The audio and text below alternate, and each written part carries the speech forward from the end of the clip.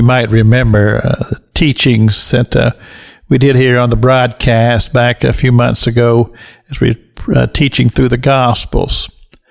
And we came to that place where Jesus was making his triumphant entry into the city of Jerusalem.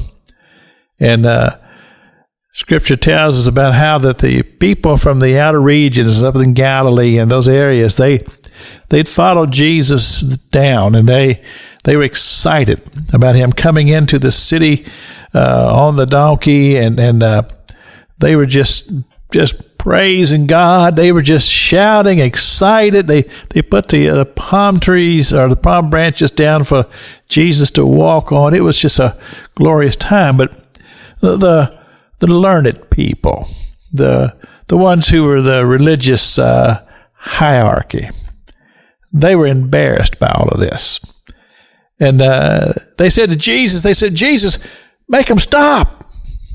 And Jesus looked at them and said, if they don't praise me, then the rocks will. The rocks will cry out and praise me.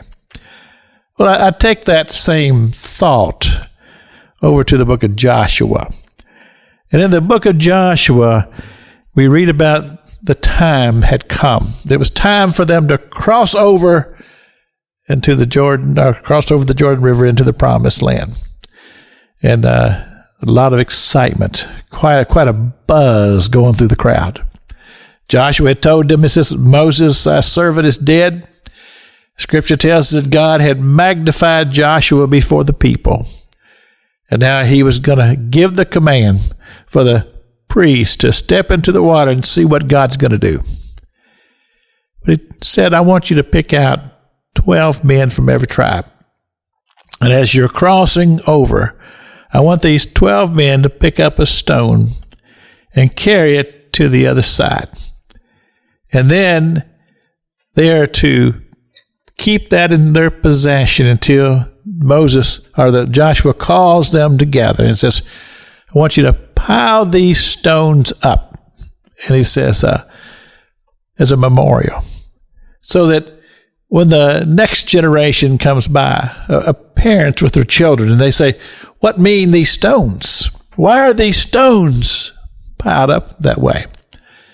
Then it'd be an opportunity for the rocks to speak, because they're going to say, and I know we're not talking about literally and physically, but yet the testimony that those rocks are going to bear is an opportunity for a dad to say to his children, well, let me tell you about those stones.